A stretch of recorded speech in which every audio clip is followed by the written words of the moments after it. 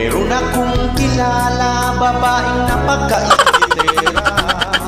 Ang kapitbahay niya'y pinagsisinisan niya. Shout out sa mga inggitera.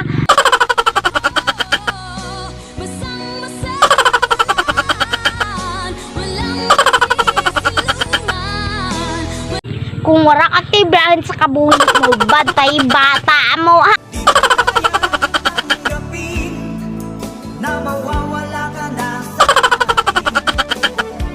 Pag inggit, pikit.